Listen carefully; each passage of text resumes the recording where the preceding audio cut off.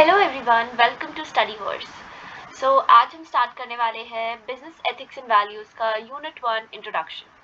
सबसे पहले हम स्टार्ट करेंगे कि बिजनेस एथिक्स होता क्या है।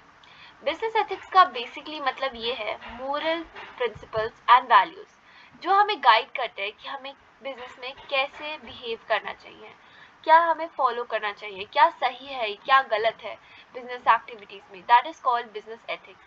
इससे हम हेल्प होती है कि हम बिजनेस को ऑनेस्टली, फेयरली और रिस्पॉन्सिबिलिटी चला सके। हम एम्प्लॉयज़ की तरफ, सोसाइटी की तरफ, कस्टमर्स की तरफ, इन्वायरमेंट सब की तरफ, इन सब की तरफ लॉयल रहें। Then comes importance of business ethics. इसकी क्या इम्पोर्टेंस है? It build trust and reputation. Ethical businesses जो है वो गेन करते हैं कस्टमर्स का ट्रस्ट, इन्वेस्टर्स, गुड रेपुटेशन बनती है। फॉर एग्जाम्पल आपने टाटा ग्रुप को क्यों जानते हैं? Because their ethical business practices. Then comes customer preference. Customer preference कैसे होती है? वो आपके लिए कस्टमर क्यों लॉयल होगे? जब आप उनकी तरफ ऑनेस्ट होगे, सोशली रिस्पॉन्सिबल होगे, तब आपकी कस्टमर लॉयल्टी बढ़ेगी, right? Then comes improve employ satisfaction.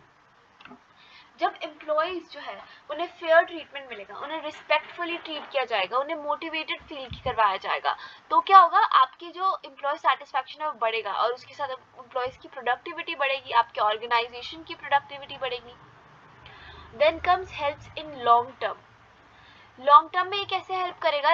अगर आपने शॉर्ट टर्म में अनएथिकल प्रैक्टिसेस करी तो आपको शॉर्ट टर्म गेन्स होगा, बट अगर आप एथिकल प्रैक्टिसेस करेंगे तो लॉन्ग टर्म में आपकी कंपनी का बहुत स्टेबल रहेगी और सस्टेनेबल ग्रोथ मिलेगा।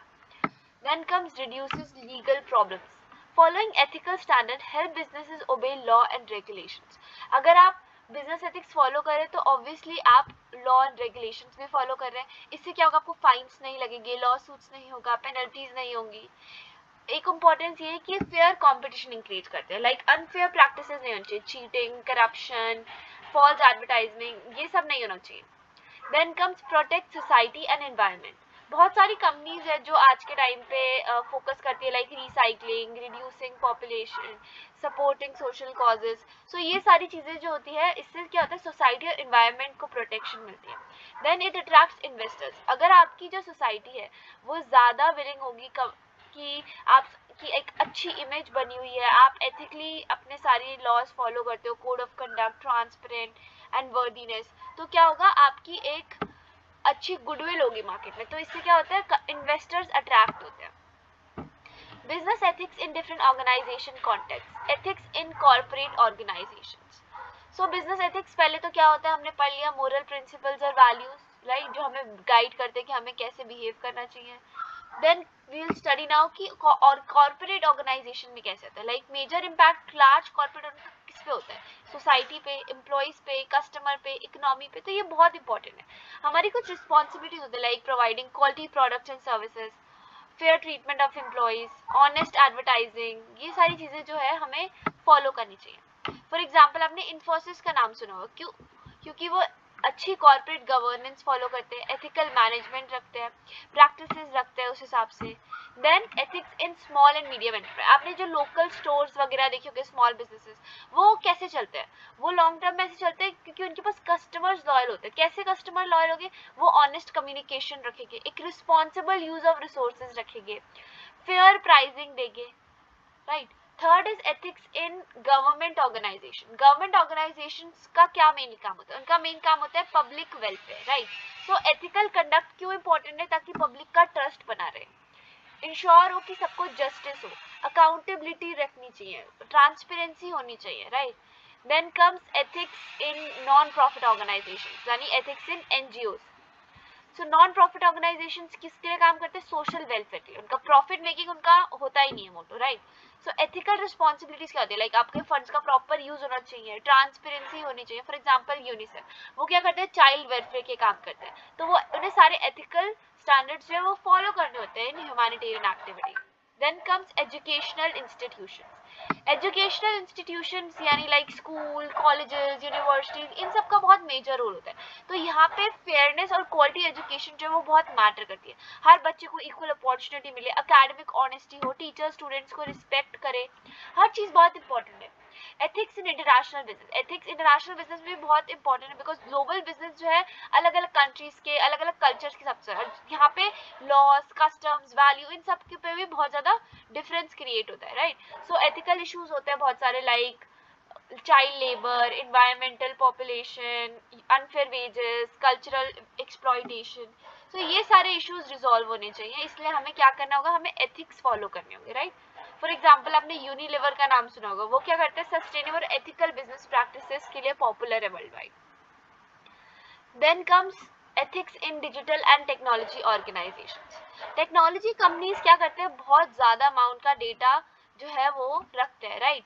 सो इससे क्या होता है, उनके पास एक बहुत मेन कंसर्न होता है कि उन्हें डेटा प्रिवेसी रखनी है, उन्हें साइबर सिक्योरिटी मेंटेन करनी है, उन्हें ध्यान देना है कि एआई का गलत मिसयूज ना हो। फॉर एग्जांपल माइक्रोसॉफ्ट बहुत ध्यान देता है कि वो रिस्पॉन्सिबली एआई को यूज़ करे, साइबर सिक्योरिटी, एथिक्स, हर चीज़ को, right. Next come sustainability as a goal. Sustainability as a goal क्या है, लाइक सस्टेनेबिलिटी, सबसे पहले आपको पता ही है, हम सबको सस्टेनेबिलिटी का मतलब होता है रिसोर्सेज को इस तरह यूज करना कि वो फ्यूचर जनरेशन के लिए भी बचा सके, उन्हें मिसयूज नहीं करना है।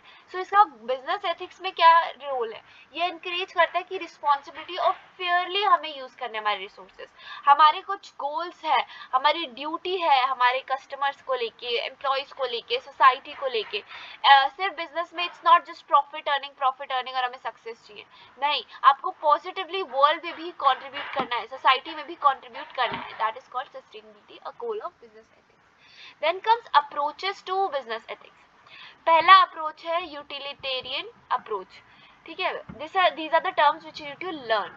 सो यूटिलिटेरियन अप्रोच का मतलब क्या होता है, इसका मतलब है कि हमें सबके बारे में सोचना है, हमें वो डिसीजन लेना है जिसमें ज़्यादा से ज़्यादा लोगों को बेनिफिट हो, ओके। सो इसमें क्या होगा, लाइक आपने सुना होगा कि जो कुछ कंपनीज होती है वो इस हिसाब से डिसीजन नहीं लेते कि उनका पर्सनल गेन हो रहा है, नो, हर चीज़ के हिसाब से, एम्प्लॉयज़ का, बिजनेस का, सोसाइटी का, इन्वायरमेंट का, सबके बारे में सोचना है, ऐसा डिसीजन लेना है जिसके ऐसे कॉन्सिक्वेंसेज ना हो कि मोस्टली लोग उसे जज करें। फॉर एग्जाम्पल एक कंपनी जो है अपने पॉल्यूशन को कम करने की कोशिश करी है, ऐसे एक्शंस ले रही है कि पोल्यूशन कम हो, तो इससे क्या कर रही है, वो पब्लिक हेल्थ के बारे में सोच रहे हैं, वो सोसाइटी के बारे में सोच रहे हैं as a whole, right. Then comes right approach. Right approach का मेनली मतलब ये होता है कि हर इंडिविजुअल जो है वो बेसिक राइट्स जो है उसके, उनकी रिस्पेक्ट होनी चाहिए, like right to privacy, right to safety, right to freedom of speech, हर चीज़ की जो है प्रोटेक्शन होनी चाहिए। एक कंपनी में सपोज एक कस्टमर का डेटा है, एम्प्लॉय की प्रिवेसी है, वो सब जो है उनकी प्रोटेक्शन होनी चाहिए। Then comes justice approach. Justice approach focuses on fairness, equality and impartial treatment, like equal opportunities मिले, फेयर डिस्ट्रीब्यूशन हो रिवॉर्ड्स एंड रिस्पॉन्सिबिलिटीज का, कोई डिस्क्रिमिनेशन ना हो, फॉर एग्जाम्पल जेंडर बायसनेस ना हो, like. Then comes common good approach. ये approach जो है वो बता दें कि वेलफेयर जो होना चाहिए पूरी कम्युनिटी का और सोसाइटी का होना चाहिए, हमें फोकस करना है कि as a community, as a society, सबका जो है वेलफेयर, सबका अच्छा हो। फॉर एग्जाम्पल अगर आप एक बिजनेस है वो कंट्रीब्यूट करता है एजुकेशन में, हेल्थ केयर में, इन्वायरमेंटल प्रोटेक्शन में, हर चीज़ में, सो ये क्या होगा, common good approach. Then comes the last approach which is virtue approach. Virtue approach यानी कि हमें मोरल कैरेक्टर्स और वैल्यूज के अलावा सिर्फ रूल्स पे और आउटकम्स पे फोकस करना है, लाइक इंपॉर्टेंट वर्च्यूज क्या होते हैं, वी आर कि ऑनेस्टी, इंटीग्रिटी, कंपैशन, रिस्पॉन्सिबिलिटी, हमें इन सब चीज़ों में फोकस करना है। ये नहीं कि सिर्फ ये रूल्स है तो हम यही करेंगे, इसका आउटकम ये है तो चलो ये कर लेते, नो। अगर आप गलत अप्रोच यूज करें और कोई आउटकम है तो दैट इज रॉन्ग। आपको ऑनेस्टी दिखाना है, दैट इज इम्पोर्टेंट, आपकी इंटीग्रिटी, अकाउंटेबिलिटी, ये सारी चीज़ें भी इम्पोर्टेंट है।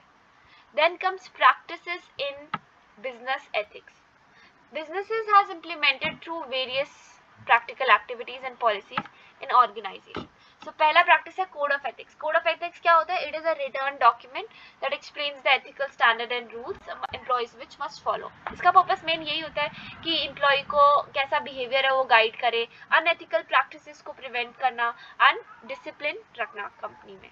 Right. Then CSR, corporate social responsibility, हमारी जो रिस्पॉन्सिबिलिटी है वो सिर्फ प्रॉफिट मेकिंग नहीं है, सोसाइटी की तरफ, इन्वायरमेंट की तरफ, हर चीज़ की तरफ हमें चैरिटी एंड डोनेशंस करने चाहिए, इन्वायरमेंटल प्रोटेक्शन के लिए एक्शंस लेने चाहिए, एम्प्लॉय वेलफेयर प्रोग्राम्स बनाने चाहिए, right. Then comes ethical leadership, leaders जो है बहुत इंपॉर्टेंट रोल प्ले करते हैं creating an ethical work culture.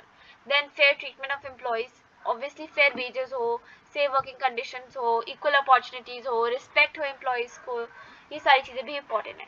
Then comes honest advertising and consumer protection, businesses को क्या करना चाहिए, प्रोवाइड करना चाहिए truthful information about products and services, ये बहुत इंपॉर्टेंट है, बिकॉज इससे क्या होगा कि आपके जो कस्टमर्स है वो आप पे ट्रस्ट कर पाएंगे, राइट। फॉर एग्जाम्पल आपने अमूल को सुना होगा, अमूल क्यों लिया जाता है, लोग अमूल पे ट्रस्ट करते हैं क्योंकि वो उनकी क्वालिटी बहुत अच्छी है, वो सब मानते हैं कि वो अच्छी क्वालिटी दे रहे हैं, वो उन एक कस्टमर का कॉन्फिडेंस बना रहता है उन पे। Then comes environmental responsibility, environmental organisations क्या करता है, वो इन्वायरमेंट को प्रोटेक्ट करते हैं through sustainable practices like recycling waste, reducing population, right. Then transparency and accountability, ये बहुत इंपॉर्टेंट है बिकॉज एथिकल बिजनेस में क्या करना होता है, हमें एक ओपननेस रखनी होती है, हमारी फाइनेंशियल रिपोर्टिंग, डिसीजन मेकिंग सबको पता होना चाहिए। इससे क्या होगा, इन्वेस्टर्स का ट्रस्ट बनता है, करप्शन, फ्रॉड, ये सब चीजें कम होती है। Then ethical decision making process, क्या प्रोसेस है एथिकल डिसीजन मेकिंग का। So the major first step is identifying the ethical problem, first step is problem है क्या, ठीक है, क्या प्रॉब्लम है हमें पता चल गया। देन हम उसके बारे में इंफॉर्मेशन गैदर करेंगे। देन हम आइडेंटिफाई करेंगे स्टेक होल्डर्स को कि उससे किसको इफेक्ट होगा इन डिसीजन से, क्या वो लाइक मैनेजर्स है, वो इन्वेस्टर्स है, कौन इससे इफेक्ट होगा। देन हम इवैल्यूएट करेंगे कि ऐसा करने से ऐसा होगा, ऐसा करने से ऐसा होगा, अलग अलग ऑल्टरनेटिव्स, अलग अलग पॉसिबल एक्शन से क्या क्या रिजल्ट आ सकता है। देन हम डिसीजन लेंगे कि okay this is the best ethical option and let's go for this. Then हम इम्प्लीमेंट करेंगे वो डिसीजन कि वो बेस्ट जो हमने ऑप्शन सिलेक्ट किया है वो एक्शन में आएगा। देन हमें सिर्फ हो गया एक्शन इम्प्लीमेंट हो गया नहीं, वहाँ जॉब खत्म नहीं होती है, we have to review and evaluate the exam outcome, वो बहुत इंपॉर्टेंट है कि उससे बाद में कैसे क्या हो रहा है वो सब जानना भी इंपॉर्टेंट है। सिर्फ इम्प्लीमेंट करके रख देना, वो हो रहा है नहीं हो रहा है, नथिंग्स हैपनिंग, हमें देखना है कि क्या वो डिसीजन ने प्रॉब्लम सॉल्व किया है, क्या स्टेक होल्डर्स को फेयरली ट्रीटमेंट मिल रही है, क्या कुछ इम्प्रूवमेंट करे जाने चाहिए रिव्यू से, तो that is important. Relevance of ethics and values in business, so पहला है कि बिल्ड्स ट्रस्ट एंड रेपुटेशन, अगर हमारे जो बिजनेस है उसमें एथिक्स एंड वैल्यूज जो है वो बने रहेंगे तो सबसे इम्पोर्टेंटली क्या होगा, हमारा ट्रस्ट और रेपुटेशन बनेगी, right. Then ensures long term success, businesses जो होते हैं वो किस चीज पे बेस्ड होते हैं, एथिकल वैल्यूज पे, अगर वो एथिकल वैल्यूज पे बेस्ड होंगे तो उन्हें एक सस्टेनेबल ग्रोथ और स्टेबिलिटी मिलेगी जिससे वो लॉन्ग टर्म में सक्सेसफुल हो पाएंगे। इससे क्या होगा, लॉयल कस्टमर्स बनेंगे, improves employee morale and productivity, that treat them fairly and respectively, employees को फेयरली ट्रीट करने से क्या होगा, आप एम्प्लॉयज की मोरल बढ़ेगा, प्रोडक्टिविटी बढ़ेगी।